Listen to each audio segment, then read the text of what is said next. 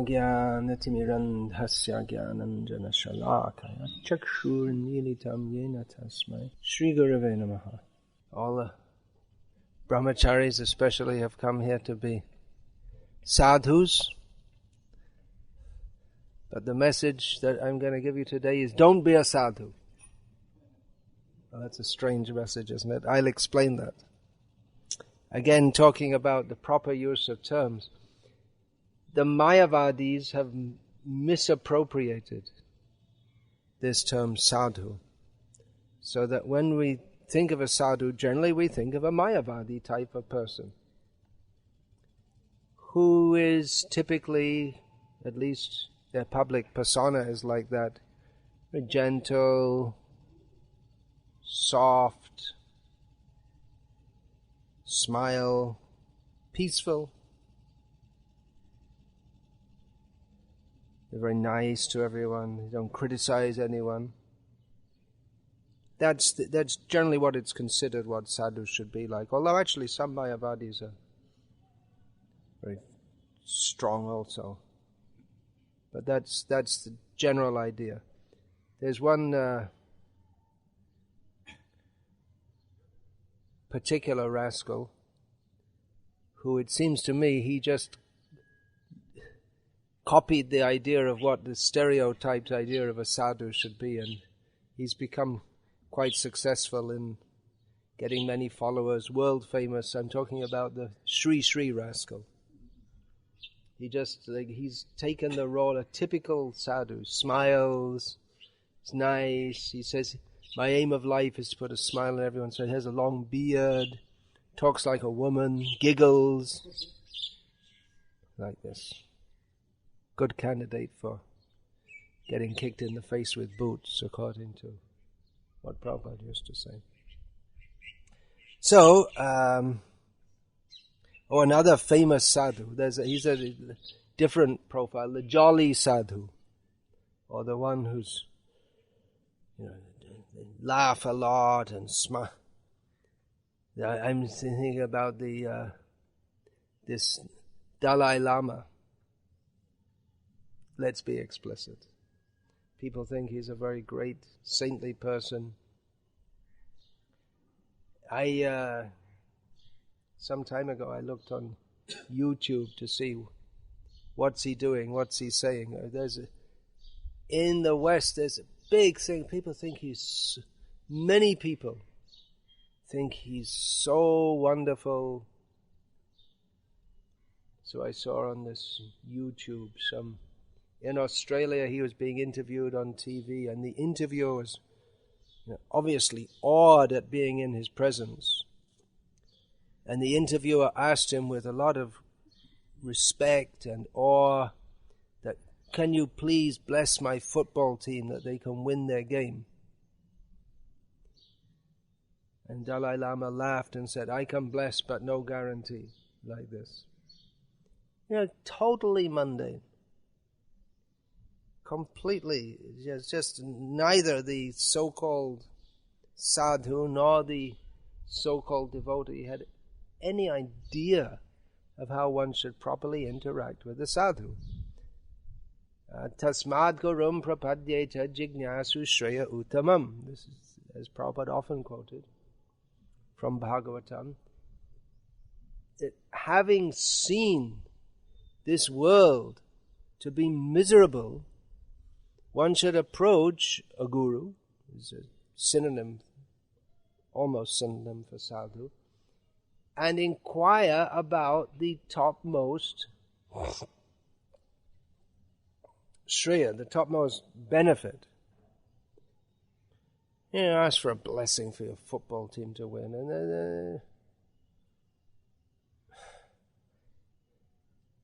actually, people didn't ask questions like that to Prabhupada, because Prabhupada, he didn't go down to people's superficial level.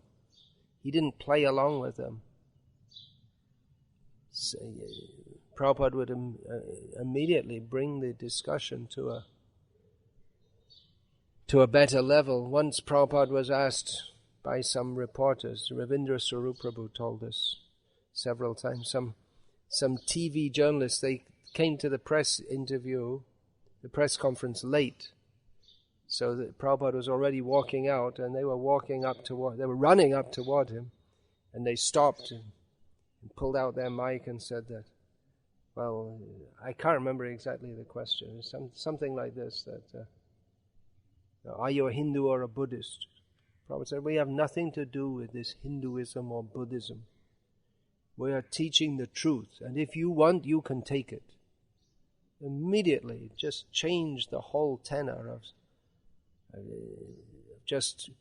Hinduism, Hindu, Buddhist, this, that, you see this, and immediately Prabhupada brought them to and put them personally on the spot. Not just that you're doing your job as a TV journalist, but you should take it if you want the truth. So people didn't ask Prabhupada questions like that because he wasn't on such a... they'd often ask things like, why do you have a shaved head? And Prabhupada famously replied to the mini-skirted woman journalist who asked him, why do you have bare legs? Her legs were like this, open. Prabhupada said, better to have a cool head than cold legs. Then she laughed. That one time I was there, Prabhupada was being interviewed, and the reporter asked Prabhupada some questions like this, where are you born, this, that. Prabhupada just turned to Mukunda, who's now Mukunda Maharaj, and said, you answer these questions. He didn't even want to answer them. So he didn't want to waste his time with formalities. That you should immediately, we find in the Bhagavatam also that Prithu Maharaj, when he didn't ask, when the Kumaras came, he didn't ask, how are you, this, that, immediately inquired about spiritual values. Didn't waste time talking. How are you? Where did you come from? All this kind of thing. Immediately, get down to the point. So, when I said don't be a sadhu, I meant don't be that kind of sadhu, but be the real sadhu. As mentioned by Bhagavan Narayanam himself, sadhavo hridayang mahyang sadhunang hridayang tvaham maranyate na jananti nahang te bhyomanagapi. That sadhus are my heart, and I am their heart, because they know nothing but me and I know nothing but them. So this clearly refers to devotees. It doesn't refer to Mayavadis. When Krishna says the sadhus are my heart, because a sadhu had come to him, Durvasa Muni, and this Durvasa was trying to get expiation from his offense of having seriously insulted Ambarish Maharaj, who wasn't a sadhu. From the extrinsic vision, Ambarish Maharaj was a worldly man, and Durvasa Muni was a great yogi. But Narayan Bhagavan said that sadhus are my heart, referring to Ambarish and his type, and not to Durvasa.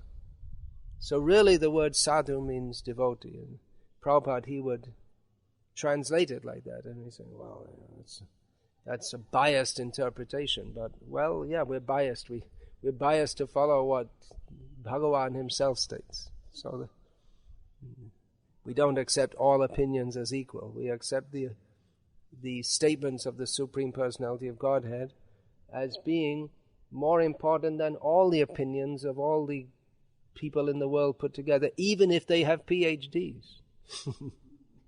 We don't care for their PhDs. We'll listen to Vyasadeva. That's all. So Bhaktisiddhanta Saraswati Thakur, he was a sadhu. He was living as a sadhu, what you might call a typical sadhu. He was living in Mayapur, living like his guru, Gorkishore Das Babaji Maharaj, and practically just as renounced that Gorkishore Das Babaji, who is Sakshat Vairagya Murti, he is directly the form of non-attachment to this world.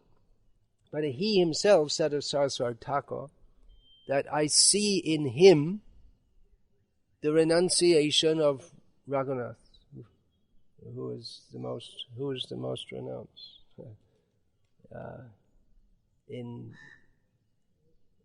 the one who demonstrated renunciation or austerity more than any of the 6 Goswamis, who are very austere, all of them. So he was living like that in Mayapur. He lived in a little hut which he didn't bother to build properly. And so the rain would leak through, and he'd hold an umbrella and go on chanting. He'd eat rice once a day. And he went on for years like that, just sitting and chanting Hare Krishna. And living far away from the common people. He was from the city, Calcutta, but he lived a completely remote life among illiterate. I mean, the only people around him were some illiterate village people, mostly Muslims. So he was living a completely, you might say, a typical sadhu. Or actually, no, most sadhus couldn't live like that, but what people would recognize as a sadhu.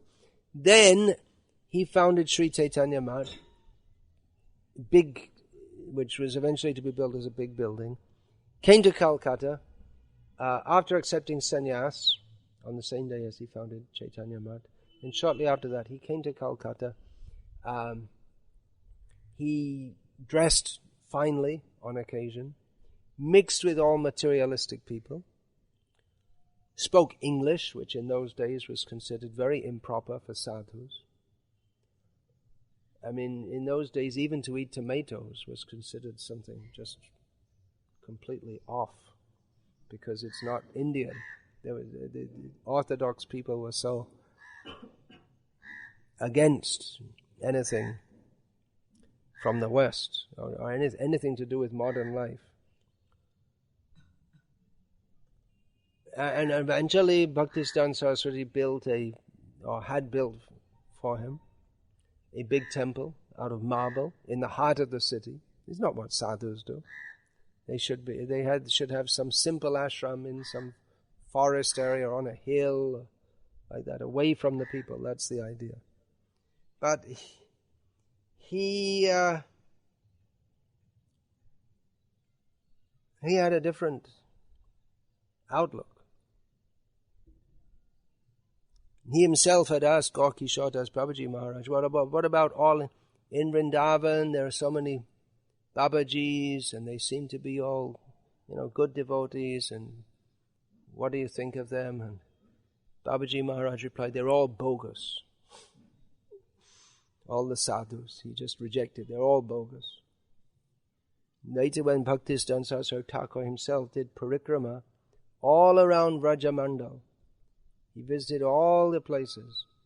And at the end he said, I couldn't find any proper devotee. They're all neophyte devotees. And people living in Vrindavan, they left everything to go and live in the Dham. They're living austere lives. But Bhaktisiddhanta Saraswati Thakur, he didn't rate them. So he shocked people, no doubt.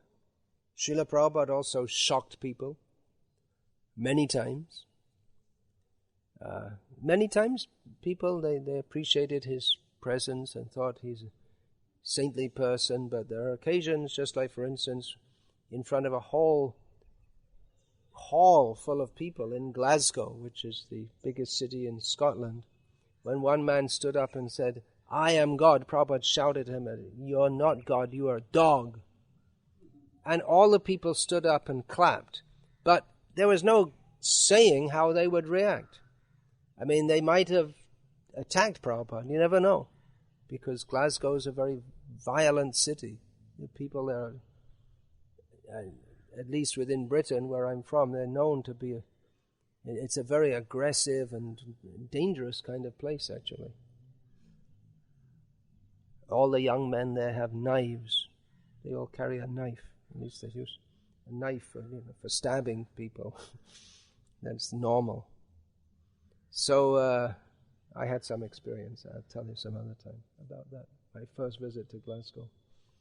So Glasgow, as they say, in Glaswegian. So there was no predicting that it might have been that they would all literally attack Prabhupada and all the devotees. They might have. It's a very insulting thing to say to someone. They did cheer, but there was no saying how they would react. But just the fact, you wouldn't expect a sadhu to react like that. If someone says, I'm God, and you might say, well, yes, well, we respect your opinion, and all. And Prabhupada, no, he most forcefully rejected it. He said, you are a dog. And Prabhupada's regular language was full of words like rascal, fool, nonsense, stool, animal. You've heard Prabhupada's lectures, his conversations, and his books. It's everywhere. Oh, another shocking point of Bhaktisiddhanta, he said, we're not going to build hospitals. We're not going to do this. Because the Ramakrishna Mission have become very popular by doing this. He said, we're not going to do this. We don't have time for that. We're too busy preaching Krishna consciousness. We can't divert our attention to that. Prabhupada also, he must have shocked this Andhra Pradesh Drought Fund Relief Committee when they asked that you're having big programs in Hyderabad, we're collecting money for the famine and drought-stricken people of Andhra Pradesh. It's a pathetic situation. The cattle are starving, the people are starving. So many thousands of people are coming to your lectures. We want to make a collection at the end. Prabhupada said, no, we're not going to do that. You come and join us and help us preach Krishna consciousness. That will solve the problems. He refused to do that. So you may think, what kind of a sadhu? It's supposed to be compassionate. These people are starving. They suggested, you can send your people around distributing prasad. We'll help you. Prabhupada wasn't interested at all. So that might seem that Prabhupada was very harsh, but well, I'll get round to explain that. Another point, is that the Mayavadis, they generally speak in a very vague way, just like love, compassion, kindness, peace, all these things. Very vague, and then everyone feels, oh, very nice. But the real sadhu is not vague, very specific. You have to surrender to Krishna. Krishna is the Supreme Personality of Godhead. Prabhupada refused to have his society incorporated with the name International Society for God Consciousness. Krishna, not God.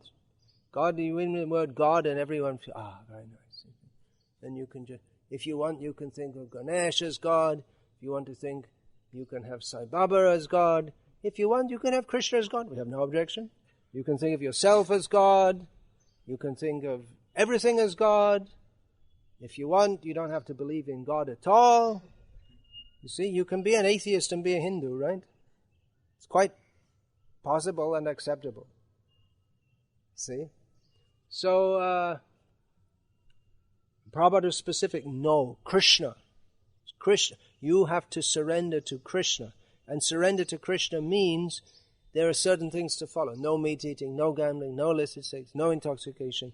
And then the list goes on. Prabhupada wanted no factories, no mundane schools, no education except Krishna conscious education, and that only for the education in reading and writing, all this thing, only for a very few people. Prabhupada, the things he said were so specific and so unpalatable to people, they may say, well, this is horrible.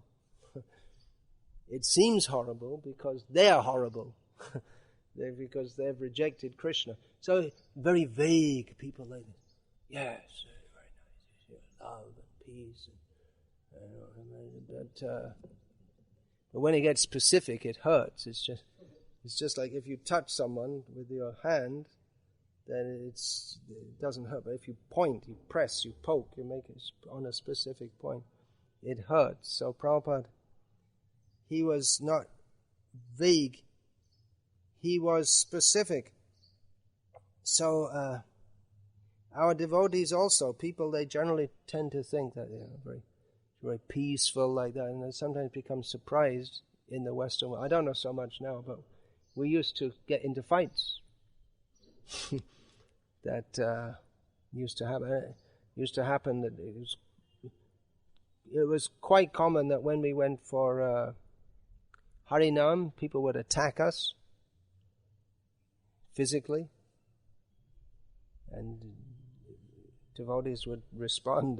They'd well, different things. Sometimes they'd surround a person and blow conches and chant in Sringa prayers, and they'd go crazy. If people violently attack some of the devotees, would smash the cartels on this big cartels, the sides, smash it into their heads like this. Several times because people thought that they were the devotees are just like some very effeminate kind of people. They're not. And actually, many people respected the devotees when they saw that. They're not prepared just to let people push them around. They're damn serious about what they're doing. But people are surprised by that. So, Prabhupada refused, Bhaktisiddhanta Saraswati, they refused to follow what people thought a sadhu should be like. But they simply acted according to the principle of a real sadhu, which is anukul yasya sankalpa pratikul yasya varjanam. This is the behavior of a devotee. Everything they do, they have to see, is this favorable for Krishna consciousness? Do it. And if it's not favorable for Krishna consciousness, don't do it. That's all. This is the principle of a real sadhu that Prabhupada lived by, and he taught us to live by. Not that, well, you see, now you have to be like this because people expected you to be like that. Of course, we also shouldn't think that Prabhupada was a ruffian. Not like that. He was very cultured. I mean, even from the materialistic standpoint, he was very cultured, aristocratic, gentleman. And many times people were very charmed by him. That's happened very often. But he wasn't cultivating being charming, and he wasn't cultivating being harsh. But he just acted as Krishna inspired him, we can say that,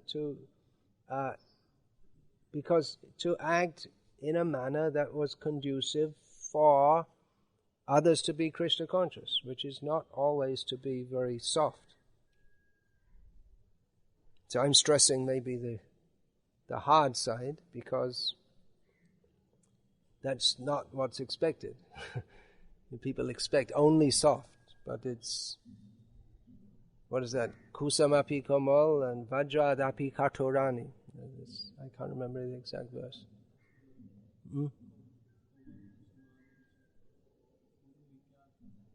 Yeah. That soft as a flower and hard as a thunderbolt. Both characteristics are there in the Supreme Personality of Godhead and His great devotees. So, here's another example that sometimes I heard of one of our leaders that someone had offered to donate some new cars for the temple. He said, no, we're sadhus, we don't need. There's a complete misunderstanding that we should use, especially if people are willing to donate, we should use good things for Krishna. Prabhupada didn't, in the beginning, of course, in the very first days of our movement, to have any vehicle at all was considered something good. But later, when our movement got more money and more facilities, Prabhupada said, don't go in old cars. Don't go in battered old cars, which are always breaking down and they don't look good. when Prabhupada arrived in, well, not only, but particularly there was one incident when Prabhupada arrived in Australia, and the devotees had hired a Rolls-Royce car for him to go. And Rolls-Royce, I never saw one in India. There may be one or two here. But this Rolls-Royce car is in a completely different league to that of other prestigious cars. Traditionally, the prestigious cars are Mercedes-Benz, Jaguar, Bentley, BMW. These are like, for people who've got lots of money, they drive this. But the Rolls-Royce is like, it's 10 times more expensive than a BMW. Something like very, very expensive. So devotees had hired anyone drives in a Rolls-Royce, that means they're very, very, very rich and very, very prestigious. So Prabhupada arrived in a Rolls-Royce, and the local, the press reporters, they thought, what's this? They thought, he's supposed to be a saintly man, isn't supposed to be attached to worldly things. So they asked Prabhupada, they interviewed, how come you're driving in a Rolls-Royce, this fancy car? And Prabhupada said, well, God, he goes in a gold vehicle. The representative of God should be treated as good as God. So actually this Rolls-Royce isn't good enough. He didn't back down or become intimidated. He said it's not good enough, actually. So, of course, lesser devotees, they may think, well, yeah, good car. Yeah, I should have a good car. And then they become worldly. But for an actual devotee who's actually serving Krishna, there's no limit to the facility he can use. So, we see here in India especially, some people join our society because they have the idea they want to be a sadhu. Sometimes it happens in the West also. A godbrother of mine told me he just put a book table out on the street in one city, and someone, same a little younger than him, 40, something like that, came up and said, I want to be like you. I want to join you and be a, I don't know if they have the word sadhu. Monk is the word they usually use in the Western world, a monk. So I doubt if he had much idea of Krishna consciousness, but he had the idea. He wanted to be a saintly person and not involved with this world like that. So even in India today, some people, they want to be sadhus. They don't want to be part of the materialistic society. They are attracted to the life of a sadhu, and they come and join us. Now, they didn't join particularly because they want to be a devotee, but they want to be a sadhu, live a saintly life and not get entangled in family life and do spiritual things like that. Which is a nice idea. But you see here in Gujarat, when Gujarati boys, they want to be a sadhu, what do? They go and join Swami Narayan, because that's the one organization in Gujarat which has ashrams for brahmacharis. So people go and join them. They don't know that ISKCON, you can also join ISKCON. I guess in Gujarat, if people think, I want to be a sadhu, it means they join Swami Narayan. They don't know anything else. So, well, we have to make our ashrams and in which people are brahmachari. We do have ashrams we have temples in Gujarat, but they're mostly grihastha oriented. And naturally, brahmacharis like to join where there's an atmosphere which is brahmacharis. Devotees are devotees, but there's difference of mood between brahmacharis and grihasthas, generally speaking. Brahmacharis need a certain atmosphere, certain space in which they can develop like that. So, yeah, we have to develop that. And then people may come and join us like that because they want to be sadhus. Vraj Mohan joined us like that, I think, isn't it? He was already sadhu type, and then he came and joined us in Vallabh. So there are a few like that. But then we have to teach them the proper siddhanta. Otherwise they come and they just say, okay, I'm being a sadhu. And they don't really understand what is Krishna consciousness. And they might get disturbed when they see devotees acting like in a way which they think is not proper for a sadhu. They may think that, why are you going in cars and all this kind of thing? Of course, we could, if they're attached to that kind of thing, we can send them on padayatra. That's very good. But if they come like that, that's good, but generally they'll have all various misconceptions. And everyone has misconceptions. So that we need to teach them the proper understanding. Otherwise, they may become more like sadhus than devotees, if you get what I mean. Or the misunderstand, more attached to being a sadhu. And we see that in Bengal and Orissa, many people come and join us, and then they go away and they become Babaji, especially Oriya boys. They go to Govardhan and they become Babajis because they think it's more saintly being like that. Because they couldn't understand the mission of Chaitanya Mahaprabhu, that we have to work hard and we have to preach, and people generally think you become a sadhu and you sit in the ashram and you have a peaceful life, and all this working hard, going out, selling books, harassing people, getting money, and it's too much. I just wanted to be a sadhu. That's all. I wanted to sit peacefully and read Bhagavad Gita, and what's all this hard work? I think I'll go and be a Babaji and be really austere, and I can really feel like I'm a sadhu. But Prabhupada said that one day on traveling Sankirtan, selling the books, preaching Krishna consciousness, it's worth more than, it's better than thousands of years being spent as a yogi. Because you get the blessings of Chaitanya Mahaprabhu.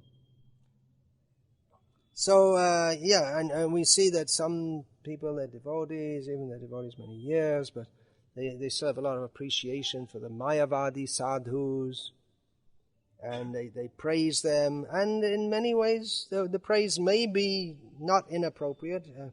I'm not saying that we can learn. Chanakya says we can even learn from the dog something.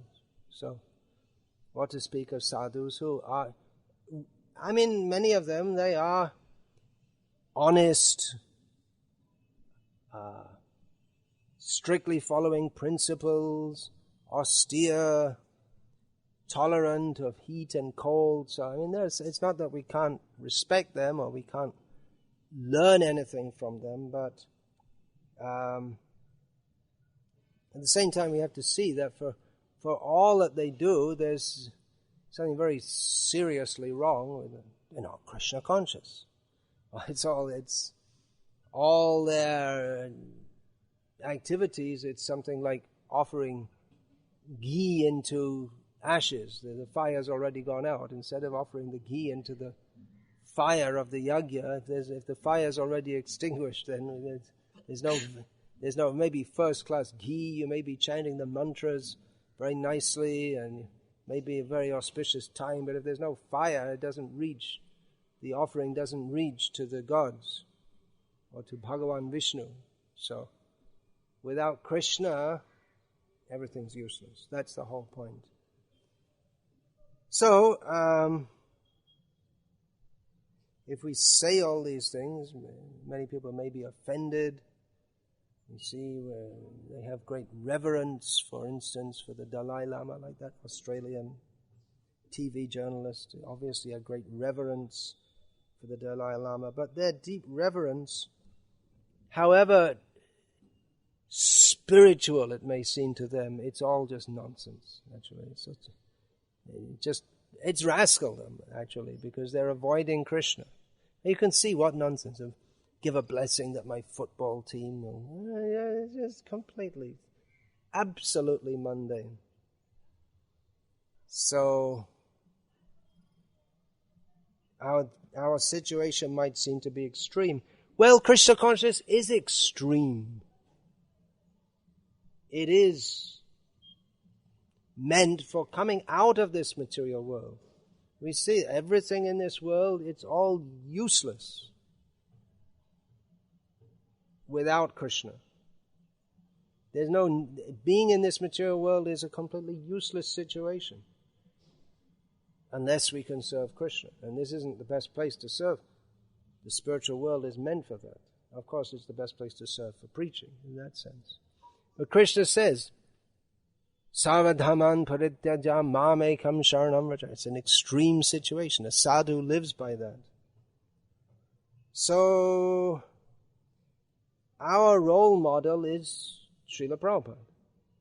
We saw Prabhupada. At least I was fortunate enough to do so. And personally, I found Prabhupada so attractive compared to all these bogus sadhus. I was just disgusted with them all.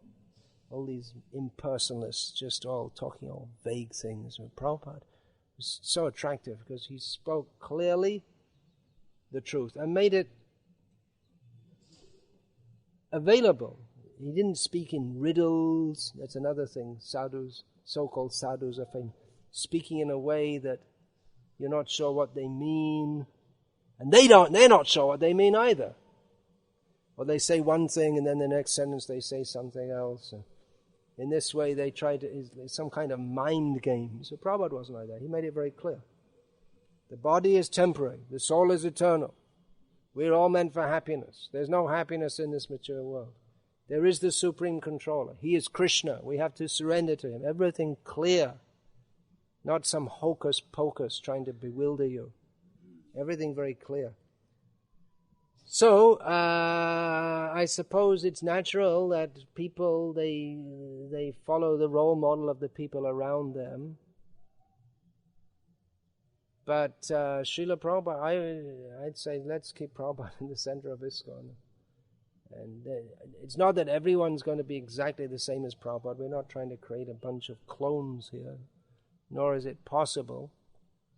But he is our role model, and we can, we may seem some devotees who are, very nice and gentle and all those things. They're okay in their own place. But if everyone was nice and gentle, who's going to kick the atheist in the face with boots? Metaphorically, we're not going to do it literally. But someone has to preach strongly and make things clear. And personally, I just feel much safer following Prabhupada and his example than just trying to be something like a Mayavadi or something like that. So, in many ways, it's easier to be a so-called sadhu than a real sadhu. People like you, they respect you, and this and that. But like I say, one Prabhupada is worth everything, all the rest of the universe put together. Better follow the example of the real devotees. Any questions? Yeah. Those devotees, they may start sometimes start opening hospitals and schools. So what? Opening hospitals and schools. What? Public attention, appreciation. Why are they doing it? I don't know. It becomes difficult. It used to be difficult in the sense that people used to ask, why don't you open hospitals and schools? And we tried to explain to them, well, actually, Krishna consciousness is more valuable. It was very difficult. Now we can say, yes, we have hospitals and schools. Or another thing, when you open a center, then people say, well, when are you going to open your hospital? ISKCON opens hospitals. They say, no, we don't hospital. Yes, you do open hospitals. Everyone knows you have a hospital. So, as I said some time ago, it's changing the tenor of our movement to something that Prabhupada didn't make it. So that's my objection. They have an understanding, we'll preach better. Yeah, I discussed this. Did you hear that lecture I gave just after Janmashtami? You may attract more people, but it doesn't mean that it's the real thing. If you preach something bogus, definitely you'll get more followers, definitely you'll be more popular. I mean, if you're a good propagandist. It's propaganda, that's all. It's not the real thing. But we're selling diamonds.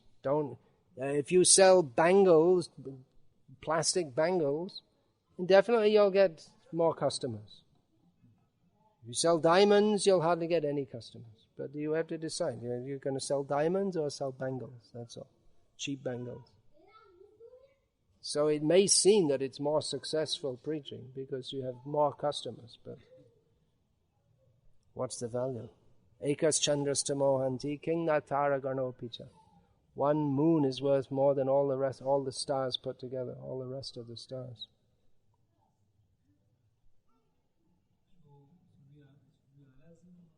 Harass who? Approach who? You can smile if you like. There's no harm in smiling. Devotees are naturally happy, Brahma Bhuta Prasannatma, but don't fake it. Don't go around, oh, now I have to smile.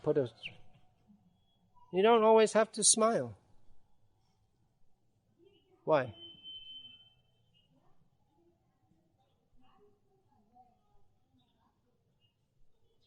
Approach people, if you're selling books, this, that, you can smile. Generally, if you look happy, people, they're attracted to that. But a devotee is naturally happy by following sadhana and surrendering his life to Krishna. Not that you have to learn how to smile, and now I'm going to sell books, I have to remember to smile. Even if you don't smile, if you've chanted your rounds nicely in the morning, then you'll have spiritual tej. How do you say that? Ojas, some kind of what's the word? Aura, some kind of aura about you by which people will be impressed. But anyway, our aim is not to impress people.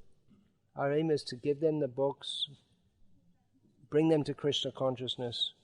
Impressing people is, well, a first impression. It can be like that. But then that's also, it's not our aim and object. We're not clowns on a stage. We're not actors.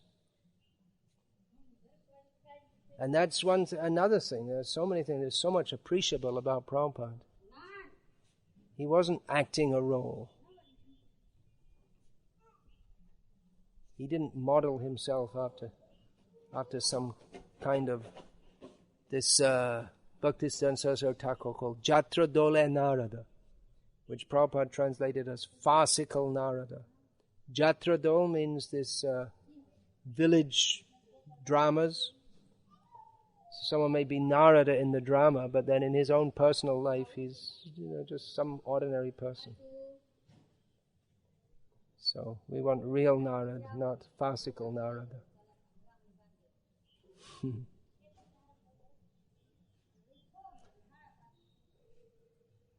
Hare Krishna. All glories to Srila Prabhupada. You have a question? Yes. When we do book distribution, sometimes when we speak straightforwardly, people get annoyed. So what we have to do, we have to act according to time, place, circumstances. When we do book distribution, we speak straightforwardly, people get annoyed. Not necessarily, they get annoyed. Do we act according to time, place and circumstance? Yeah, the main thing in book distribution is to sell the book.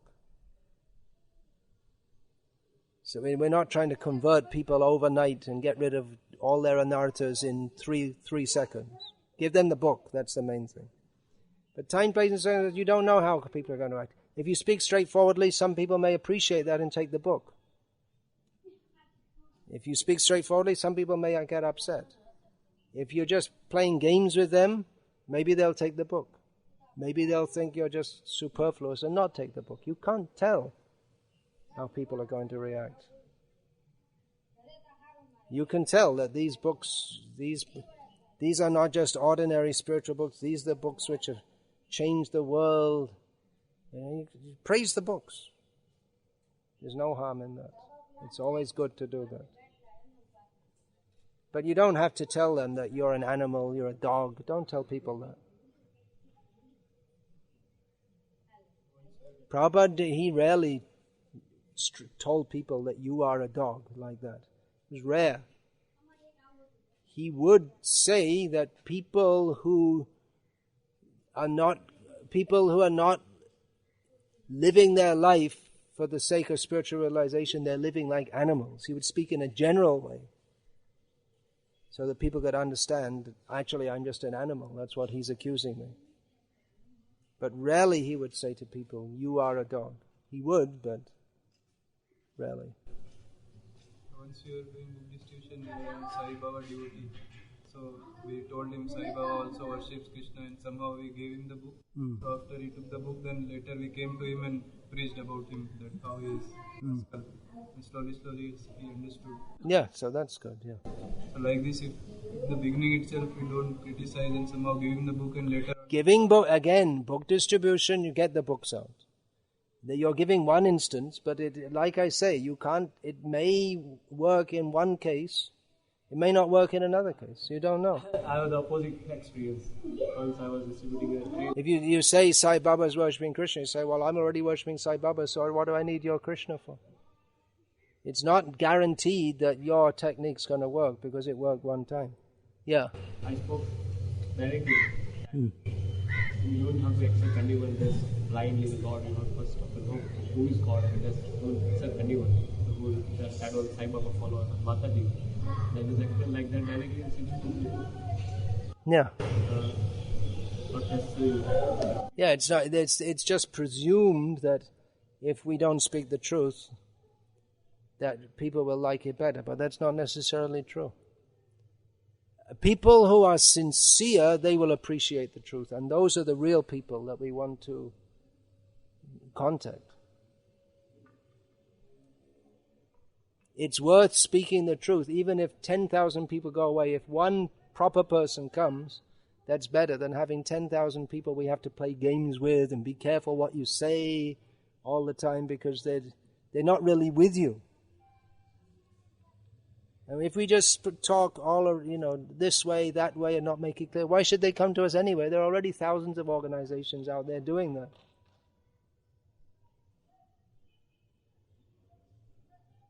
So again, in book distribution, you don't have to push all these things. You get the books out. But it may be also, you speak straightforwardly, just like you were saying.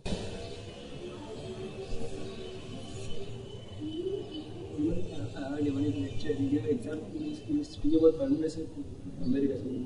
Who is just Paramesha. Yeah, Paramesha, he goes, at least when I saw him on book distribution, he doesn't smile at all. He speaks to people in a very grave way, and he brings people immediately. They become grave also. I saw him, and of course I didn't watch him for very long. From others also, yeah. He just stops people and calms them down and makes them serious and gives them the book. He's one of the top book distributors in the world, top book distributor in America. And America's not so easy for distributing books. It's a lot more difficult than India in many ways. Bhrigupati Prabhu is the great old hero of book distribution. He's very, I wouldn't say Paramesha is unfriendly, but he is very great. Bhrigupati, he's very friendly like that. There are different techniques, different styles, different people. Whatever you feel comfortable with, if you can get the book out, that's the main thing. Just recently I was reading one devotee, he was distributing books, and one student he sold a book to said, hey, come on, I'll go with you, let's distribute some books. And this student, the devotee himself had been very low-key, but the student went around with the devotee and he met people and said, hey, take this book, it's all about Krishna consciousness, the only true religion.